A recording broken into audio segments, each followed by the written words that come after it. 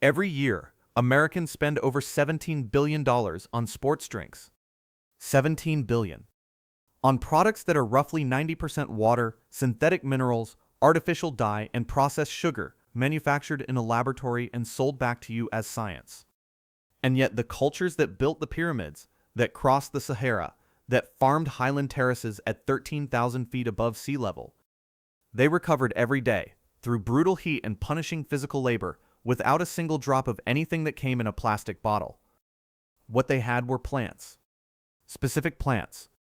Plants their grandparents taught them about, and their grandparents before that, in a chain of lived nutritional knowledge that stretched back so far it became embedded in religious text, in trade routes. And what modern researchers are quietly documenting, compound by compound, clinical trial by clinical trial, is that those ancient plants worked for precise biochemical reasons that science is only now fully mapping. Today, I'm walking you through 12 of the most powerful electrolyte-rich plants ever documented. These aren't wellness trends. These are foods that built civilizations and kept working bodies running when nothing else was available. Pay close attention to number 1. Most people have walked past it in their own backyard, stepped on it, maybe even sprayed it with weed killer, without any idea they were eliminating one of the most electrolyte-dense plants on the planet. And stay with me through the middle of this list, because around number 7 we're going to stop and talk about a moment in Scripture. 3 days without food. Running from death. And what an angel brought him to eat may be one of the most biochemically precise recovery prescriptions ever recorded in any ancient text. That story will change the way you read that passage forever. Let's begin. Number 12. Coconut. Nature's original electrolyte formula, still unmatched.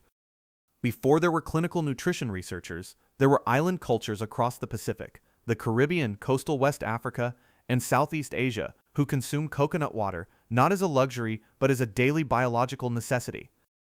During World War II, field surgeons in the Pacific Theater used fresh coconut water as an emergency substitute for intravenous saline solution when medical supplies ran out, delivered directly to wounded soldiers by syringe, bypassing the need for manufactured fluids entirely. That is not folklore. It is documented in military medical literature. The reason it worked is precise. Coconut water carries a mineral profile that mirrors human blood plasma more closely than almost any manufactured beverage. A single cup of fresh coconut water provides approximately 600 milligrams of potassium, alongside meaningful sodium, magnesium, calcium, and phosphorus, all in a naturally occurring ratio that your cell membranes recognize without effort. Potassium is the dominant electrolyte inside every cell you have. The sodium-potassium pump embedded in each cell membrane cycles these two minerals across the membrane, continuously generating the electrical gradient that drives every nerve impulse and every muscle contraction your body produces. When you sweat heavily, you bleed potassium out of that system. Coconut water restores it efficiently and in the ratio your plasma actually needs. Here is the preparation detail most people miss. Coconut water begins oxidizing and losing electrolyte potency within hours of being extracted from the commercial coconut water processed at ultra-high temperatures loses a measurable portion of its potassium to sodium balance. If you can access young green coconuts, the kind you'll find at Asian or Latin grocery stores, drink the water fresh, within the hour, in whatever quantity the fruit provides. It is not the same product as the shelf-stable version, and the difference is not minor. Traditional practitioners in Ayurvedic medicine specified tender coconut water, meaning unripe, specifically because the mineral content is highest before the fruit matures. They didn't have laboratory assays. They had centuries of careful observation and the acute physical feedback of people doing demanding work in tropical heat. The ancient understanding was right. The biochemistry is now confirmed. Number 11. Spinach. The muscle mineral matrix that Popeye never explained correctly. Spinach appears in the Hebrew Bible as one of the greens consumed during the spring harvest festivals, a plant so ubiquitous in ancient agricultural life. What it needed was cooking. And here is where traditional preparation knowledge matters enormously. A single cup of raw spinach provides roughly 167 milligrams of potassium and 24 milligrams of magnesium. 1 cup of cooked spinach provides approximately 839 milligrams of potassium and 157 milligrams of magnesium, a nearly five-fold increase in mineral density by volume. This is not because cooking adds minerals. It is because heat collapses the cellular walls of the leaf, concentrating the available plant matter, and simultaneously reduces oxalic acid, a naturally occurring compound in spinach that binds to minerals in the gut and limits their absorption. Traditional cooks sautéed spinach. They braised it. They wilted it into stews and soups. They were maximizing mineral bioavailability without a chemistry degree. Magnesium is the electrolyte that receives far less attention than potassium and sodium, and that neglect is genuinely costly. Current estimates suggest that between 40 and 50% of adults in industrialized nations fail to meet their daily magnesium requirement, often without any overt symptoms. Magnesium is required for over 300 enzymatic reactions in the body. More relevantly for recovery, it is essential for every step of ATP synthesis, the fundamental process by which your mitochondria produce cellular energy. Without adequate magnesium, your muscles cannot generate energy efficiently regardless of how much potassium you restore. It is the overlooked half of the electrolyte recovery equation. Sauté spinach in olive oil with garlic until fully wilted. Add a small squeeze of lemon. The citric acid further reduces residual oxalic acid and brightens the mineral uptake environment. Eat it warm, as a side, or fold it into eggs. Your muscles, your heart, and your nervous system are waiting for what is inside it. Number 10. Beet greens. The mineral wealth that most people carry home from the store and throw directly in the garbage. This is one of the most preventable nutritional mistakes in the modern kitchen. People buy beets, bring them home, cut the greens from the root, and discard them without a second thought. In doing so, they eliminate what is, by several nutritional measures, the more valuable part of the plant. Cooked beet greens provide over 1,300 milligrams of potassium per cup, making them one of the highest single food sources of potassium available in any grocery store. They also deliver significant magnesium, calcium, and iron simultaneously. Traditional European and Middle Eastern cuisines never made this mistake. Ancient Roman agricultural texts describe the beet plant as a two-harvest crop, the root harvested for its sweetness and its deep crimson pigment used in preservation, and the greens harvested earlier in the season as a cooked vegetable in their own right. In Byzantine-era Greece, beet greens were regularly consumed in olive oil preparations. Ottoman cuisine included them in layered vegetable dishes called borani. The entire plant was the food. The idea of discarding half of it would have struck a traditional cook as absurd. Beet greens contain betaine, the same compound found in the root, which supports methylation pathways involved in cellular energy metabolism and the management of homocysteine, a metabolic compound elevated by physical stress and associated with slower tissue recovery when levels run high. You are getting electrolyte replenishment and cellular repair support from the same food simultaneously. Sauté them exactly as you would Swiss chard, olive oil, garlic, a pinch of sea salt, 3 to 4 minutes over medium heat. The flavor is mineral forward and slightly bitter. The mineral return is extraordinary. Stop throwing them away. Number 9.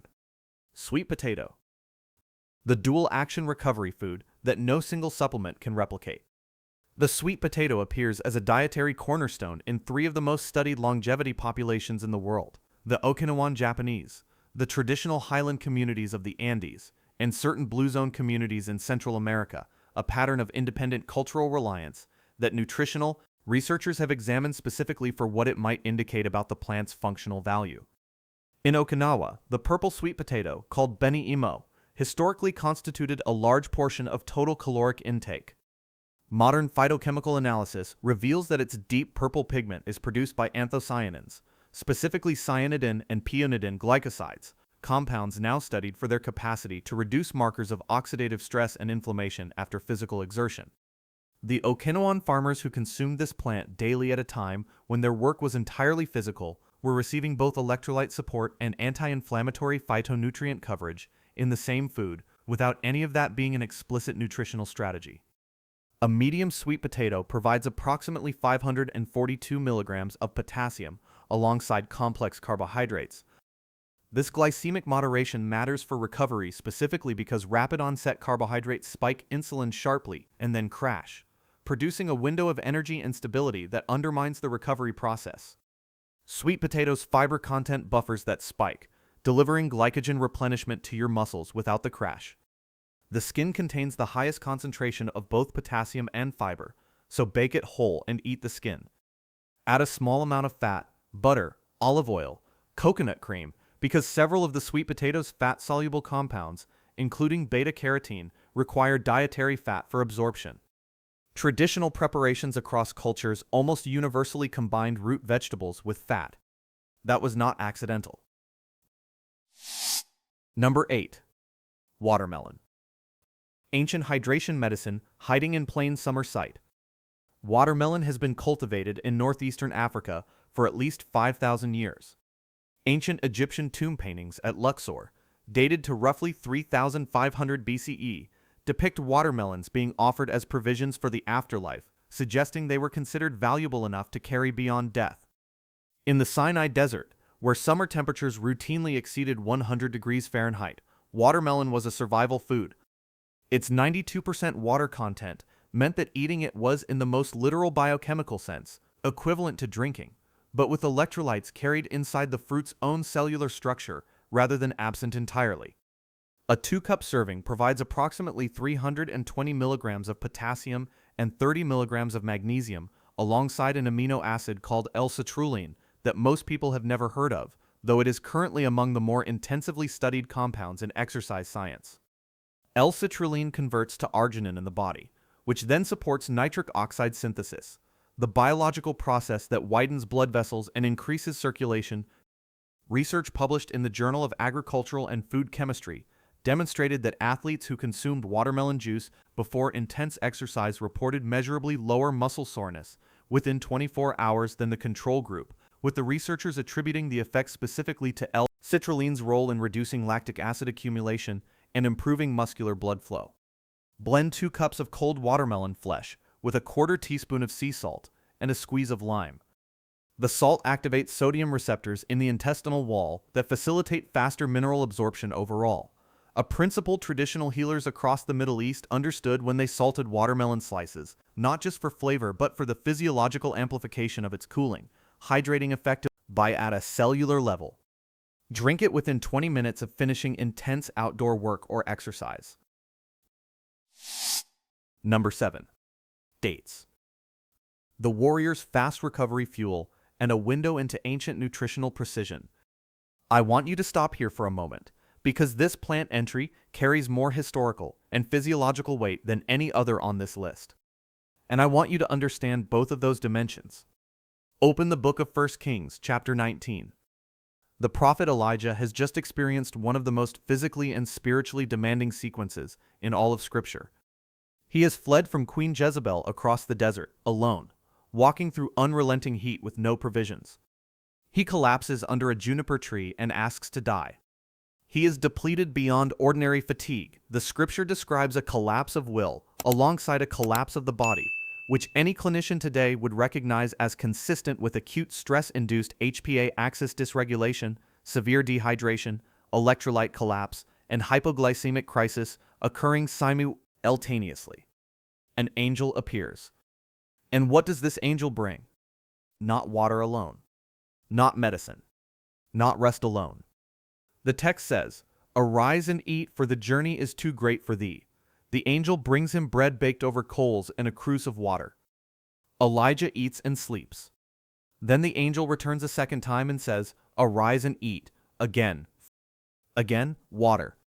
And after those 2 feedings, Elijah rises and travels 40 days through the wilderness without additional provisions. That is not merely poetry. That is a description of staged metabolic restoration, the careful replenishment of depleted glycogen stores and electrolytes across 2 feeding cycles, allowing the body's fluid balance and blood glucose to stabilize before demanding sustained output. Modern sports science calls this protocol glycogen reloading with electrolyte co-administration. Ancient scripture called it an angel bringing bread and water in the desert. The physiological mechanism is identical. And here is where dates enter the picture with particular weight. The traditional food carried by desert travelers across Arabia, the Levant and North Africa for thousands of years. It was dates. Dried and easily carried, a single medjool date contains approximately 167 milligrams of potassium alongside rapid-acting glucose and fructose that together restore blood sugar and begin refilling depleted muscle glycogen. Research published in the Journal of the International Society of Sports Nutrition found that dates performed as effectively as commercially manufactured carbohydrate energy gels for sustaining endurance exercise performance in trained cyclists, with superior micronutrient delivery across every measure, D parameter. Islamic medical tradition, informed by centuries of empirical observation in extreme heat environments, specifically prescribed breaking the Ramadan fast with dates for precisely this reason. The combination of quick sugars and potassium is the most efficient whole food formula available for reversing the combined glycogen and electrolyte depletion produced by a day of fasting in the heat. The tradition arrived at the same prescription that modern sports nutritionists now recommend. Through observation, eat 2 to 3 medjool dates immediately after intense physical exertion. Combine them with a cup of coconut water. You will have produced a whole food recovery formula that ancient desert peoples relied on for survival, and that modern research has independently validated. If this kind of knowledge, the convergence between ancient wisdom and modern science, is what you come here for, hit that like button right now and subscribe if you haven't already. Because what we cover every week goes even deeper into these connections. The next entry changes the way most people think about what belongs on their plate. Number 6. Moringa. The tree of life that 3 continents independently identified as medicine. Moringa oleifera has been called the tree of life in the traditional medicine systems of South Asia, West Africa, and the Caribbean, 3 regions that had no meaningful historical contact with one another during the millennia in which they independently developed their healing traditions. All 3 arrived at the same conclusion about this plant. Cross-civilizational convergence of this magnitude is not coincidence. It is the accumulated result of empirical observation across diverse populations, climates, and physical conditions. Modern nutritional analysis explains the convergence precisely.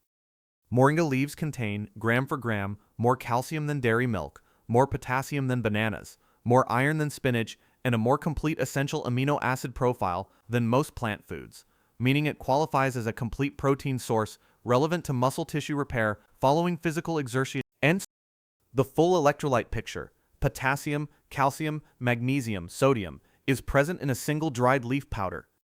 A study published in the journal Phytotherapy Research confirmed that moringa leaf supplementation produced measurable reductions in oxidative stress markers and circulating inflammatory compounds in subjects under conditions of physical stress. The isocyanates found in moringa, specifically moringin, exhibit anti-inflammatory activity through pathways that inhibit nuclear factor kappa B, the same inflammatory signaling cascade that drives delayed onset muscle soreness and the systemic inflammation response to intense exercise. Traditional healers across 3 continents prescribe moringa for conditions of weakness, fatigue, and recovery from physical depletion. The mechanism their observation had identified was the inhibition of this precise inflammatory pathway, without any awareness of the molecular biology involved. 1 teaspoon of moringa powder stirred into warm water with a small amount of raw honey makes a gentle, slightly grassy tea that absorbs well in a fasted or lightly fed state. Add it to recovery smoothies. Stir it into soups at the end of cooking, not during. Sustained high heat degrades a portion of moringa's heat-sensitive isocyanates. Add it after the soup has cooled to eating temperature. Number 5. Avocado. The overlooked electrolyte that also repairs the system electrolytes depend on. Most people think of avocado as a fat. That framing misses the most interesting thing about it in the context of recovery. A whole avocado provides approximately 975 milligrams of potassium, significantly more than a banana, making it one of the most potassium-dense whole foods in existence. But the fat itself serves a recovery function that most nutritional discussions completely overlook. The sodium-potassium pumps that govern electrolyte exchange across cell membranes are embedded in the fatty phospholipid bilayer of those membranes. The structural integrity of that bilayer, its fluidity, its permeability, its capacity to house and operate the pumps correctly, depends directly on the quality of dietary fats consumed. Damaged, oxidized, or structurally compromised cell membranes function poorly regardless of how much potassium or sodium is available. The oleic acid abundant in avocado supports the maintenance of fluid, structurally sound cell membranes, meaning avocado simultaneously provides potassium for the pump and the membrane environment in which the pump operates optimally. Aztec records described the plant they called a huacatel, the avocado, as included in provisions for warriors and physical laborers. They didn't have electron microscopes to study phospholipid bilayers, but they observed, generation after generation, that people who consumed this food sustained physical output. The Aztec military provisioned it deliberately. That is a form of evidence that predates peer-reviewed journals by thousands of years. Eat half an avocado after exercise. Slice it onto a warm sweet potato. Add it to a recovery bowl with beet greens and a soft-cooked egg. The combination of potassium, oleic acid, and complete protein from the egg creates one of the most. Number 4. Seaweed. The ocean's complete electrolyte pharmacy and the food that prevented a metabolic epidemic. No land plant can fully replicate what seaweed delivers. The reason is geological. Seaweed draws its mineral content directly from seawater, which contains every electrolyte mineral in solution that the oceans have accumulated over geological time. This gives seaweed a mineral breadth that soil-grown plants, which draw from whatever their particular patch of ground contains, cannot match. Potassium, sodium, magnesium, calcium, phosphorus, iodine, iron, zinc, and manganese, all present, all bioavailable, all in a single food.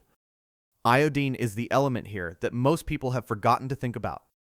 The thyroid gland requires iodine to synthesize the hormones T3 and T4, which regulate metabolic rate, cellular energy production, body temperature regulation, and the efficiency of physical recovery. Iodine deficiency produces a cascade of metabolic consequences: slowed recovery, persistent fatigue, difficulty maintaining body temperature, and compromised immune function that closely mimic the symptoms people typically attribute to aging. The connection to seaweed is historically striking. Traditional coastal cultures across Japan, Korea, Ireland, Iceland, and the Pacific Islands consumed seaweed as a dietary staple and demonstrated strikingly low rates of thyroid-related metabolic dysfunction. As those populations, or their descendants, moved away from coastal diets and lost regular seaweed consumption, dulse flakes, dried red seaweed ground to a coarse powder, add a naturally salty, mineral-rich seasoning to anything you'd otherwise salt. They are available at health food markets and many grocery stores. A half teaspoon over a bowl of rice, vegetables, or soup delivers sodium, iodine, potassium. Wakame rehydrates in minutes and makes a simple miso soup an electrolyte-rich recovery meal. Nori sheets, the same seaweed used to wrap sushi, contain meaningful iodine and potassium. Eat them as a snack directly from the package. Research published in the journal Marine Drugs documented that specific sulfated polysaccharides found in brown seaweed exhibit measurable anti-inflammatory activity and appear to stimulate cellular repair processes in connective tissue, suggesting a recovery function beyond simple mineral delivery. Number 3. Celery. The sodium plant that traditional medicine understood long before we demonized salt. Here is something that consistently surprises people. Celery's distinctive, slightly salty taste has a precise biochemical reason. It is one of a very small number of plant foods that contains naturally occurring sodium in amounts meaningful to electrolyte balance. A single cup of celery provides approximately 88 milligrams of natural sodium, alongside potassium, making it one of the only plants on this list that simultaneously addresses both sides of the sodium-potassium equation. Sodium has been so aggressively demonized over the past half-century that many people approach recovery nutrition as if sodium were something to avoid entirely. This is a significant error in the context of heavy physical exertion. During intense exercise or prolonged heat exposure, sodium is the mineral you lose in the greatest absolute quantities through sweat. Sodium loss is what generates the intense thirst response after hard physical work. Sodium is what signals your kidneys to retain water rather than pass it straight. Without sodium replenishment, the water you consume doesn't stay in circulation effectively. It moves through the system without fully restoring plasma volume, leaving you thirsty despite drinking. Hippocrates documented celery as a therapeutic plant for fatigue, poor fluid regulation, and nervous system weakness, conditions that modern physiology would recognize as consistent with electrolyte imbalance and mild hyponatremia. Ancient Greek and Roman physicians considered celery a medicinal plant, specifically for conditions involving weakness and poor fluid balance. They prescribed it as a tonic, not a garnish. The traditional intuition was pointing directly at its natural sodium and potassium content as the mechanism of action, without having the vocabulary to describe it in those terms. Juice fresh celery with cucumber and a small piece of ginger. Drink it in the morning after heavy exertion the previous day. The sodium from celery, the potassium and structured water from cucumber, and the anti-inflammatory gingerols from the ginger produce a recovery beverage. The flavor is clean, slightly mineral, lightly sharp from the ginger. It does not taste like medicine. It tastes like something your body knows exactly what to do with. Number 2. Purslane. The wild electrolyte medicine you are probably growing in your yard right now and calling a weed. This is the plant I mentioned at the beginning of this video. The one most people spray with pesticide. And if that is you, I want you to stop, because you may be eliminating one of the most nutritionally complete wild edible plants documented anywhere in the world. Purslane, known botanically as Portulaca oleracea, is classified as a common garden weed across North America. It appears between patio stones, in sidewalk cracks, in untended vegetable beds, along roadsides, wherever disturbed soil and summer warmth create an opening. Most people see it as a nuisance. Traditional food cultures across the Mediterranean, the Middle East, Mexico, and South and East Asia considered it a medicine. Historical records document its consumption in ancient Egypt, in classical Greek cuisine, in the traditional diets of indigenous peoples across the Americas, and in Ayurvedic medicine texts dating back over 2,000 years. Here is what modern analysis reveals about why. Purslane provides potassium, magnesium, and calcium in concentrations competitive with cultivated leafy greens. But then comes the genuinely extraordinary fact, one that stops most people completely when they first encounter it. Purslane contains the highest measured concentration of omega-3 fatty acids of any land plant food documented at up to 400 milligrams per 100 grams of fresh plant material. For a terrestrial plant, this is remarkable. Omega-3 fatty acids reduce the systemic inflammatory load generated by physical exertion, support the structural integrity of cell membranes, where electrolyte transport occurs, and modulate the inflammatory signaling pathways that drive delayed-onset muscle soreness. Purslane delivers electrolyte minerals and the fat that supports the cellular environment where those electrolytes do their work. Research published in the Journal of Ethnopharmacology documented that purslane has been used medicinally across more than 40 countries, with traditional applications consistently indicating conditions involving inflammation, fluid balance, and recovery from physical stress, the precise convergent across unconnected cultures that functions as one of the most reliable signals of genuine botanical efficacy. Identify it correctly. Purslane has thick, succulent-like leaves, slightly translucent and fleshy, with reddish or purplish stems. The flavor is mildly sour and pleasantly fresh, often described as lemony, sometimes slightly mucilaginous. Eat it raw in salads, where its omega-3 content is fully preserved. Add it to soups at the very end of cooking, just before serving, to retain its heat-sensitive fatty acids. It costs nothing. It is almost certainly growing near you right now. And it is more nutritionally complete, in some specific ways, than many foods you are paying significant money for. Number 1. Potato. The most underestimated electrolyte food in your kitchen, sitting in your pantry right now. I saved this for last because it is the most counterintuitive entry on this list, and counterintuitive is exactly what this final position is meant to deliver. Everyone reading this owns potatoes or has access to them. Most people think of them as a starchy side dish, modest, ordinary, unremarkable. And that framing is, nutritionally speaking, one of the biggest underestimations in the modern kitchen. A single large potato, baked whole with its skin intact, contains approximately 1,600 milligrams of potassium. That is more than 3 bananas, more than 2 cups of coconut water, more than almost any other food you can name. The potato is, by potassium content per serving, one of the most electrolyte-dense foods available at any grocery store on Earth, and almost nobody talks about it in that context. The Andean cultures that first domesticated the potato over 7,000 years ago developed more than 3,000 distinct varieties, a depth of cultivation that reflects how central this plant was to survival at high elevations where the physical demands of agricultural labor and the physiological stresses of altitude combine to create extreme electrolyte requirements. At elevations above 10,000 feet, altitude affects fluid regulation, respiration rate, and electrolyte balance in ways that increase mineral losses well beyond what sea level activity produces. The potato was a survival food under those conditions, and traditional Andean preparation preserved the entire mineral content of the plant. They ate the skin. They boiled potatoes in their skins. They freeze-dried them whole, a preservation method called chuño that retains mineral content across months of storage. Nothing was wasted. The skin was the point.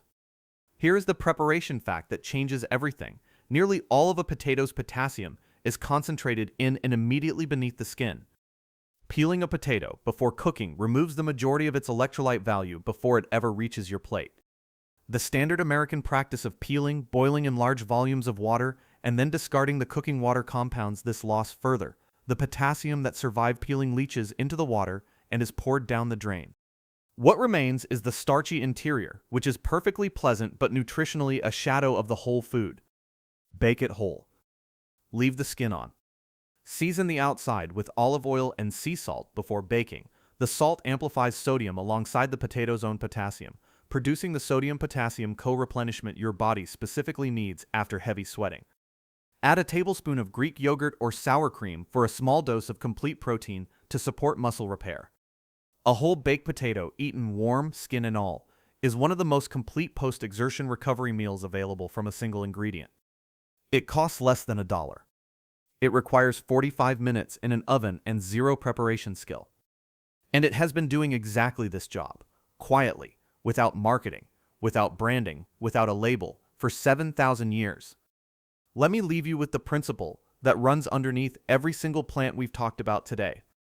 Every item on this list, the potato, the purslane, the dates, the moringa, the seaweed, was used in its whole, minimally processed form.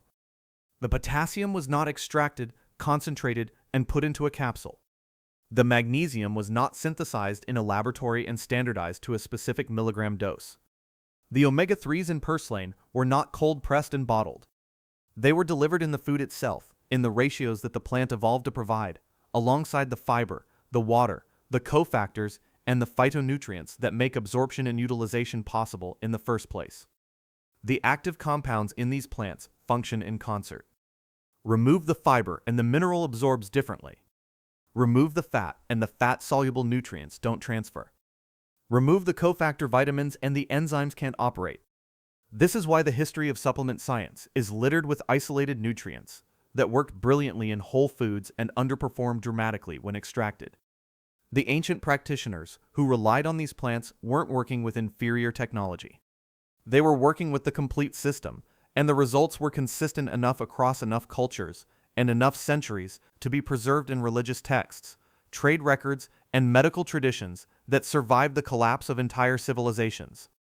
The sports drink industry wants you to believe that recovery comes in a bottle with a label. But every culture that ever worked under the sun, the Andean farmers, the desert date traders, the coastal seaweed gatherers, the Mediterranean laborers, these plants, the same plants.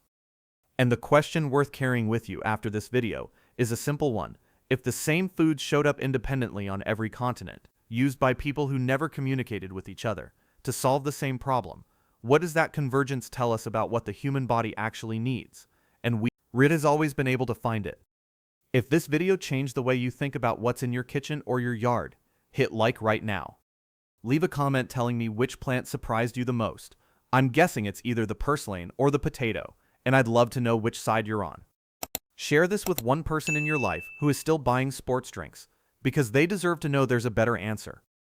And subscribe with the bell notification on, because every week we go deeper into the science and the scripture that these plants have always lived at the intersection of.